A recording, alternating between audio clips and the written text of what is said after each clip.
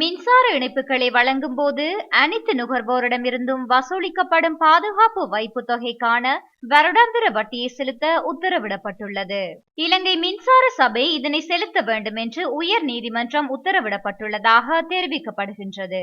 இலங்கை மின்சார சபையால் மின்சார இணைப்பு வழங்கப்படும் போது நுகர்வோரிடமிருந்தும் பெறப்படும் இந்த பாதுகாப்பு வைப்பு தொகைக்கு செலுத்தப்பட வேண்டிய வருடாந்த வட்டி தொகையை நுகர்வோருக்கு செலுத்துவதற்கான நடவடிக்கைகளை மேற்கொள்ளுமாறு உயர் நீதிமன்றத்தால் இலங்கை மின்சார சபைக்கு இவ்வாறு உத்தரவிடப்பட்டுள்ளது.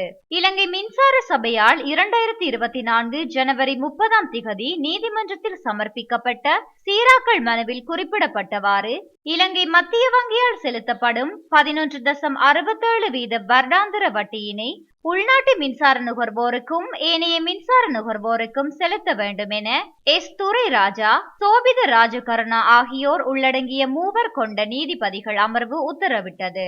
இலங்கை மின்சார சட்டத்தின் 3/28 பிரிவின்படி பெறப்பட்ட வருடாந்திர வட்டி தொகையை நுகர்வோருக்கு செலுத்துமாறு மின்சாரம் மற்றும் புதுப்பிக்கத்தக்க எரிசக்தி நுகர்வோர் சங்கம், அந்த சங்கத்தின் தலைவர் மகேஷ் பண்டார லங்கசிங்க மற்றும் செயலாளர் பிரசாத் பாதிய அமரகோன் ஆகியோரால் தாக்கல் செய்யப்பட்ட மனித உரிமை மனு இன்று விசாரணைக்கு எடுத்துக் கொள்ளப்பட்ட போது உயர் நீதிமன்ற நீதிபதிகள் அமர்வு இந்த உத்தரவை பிறப்பித்தது.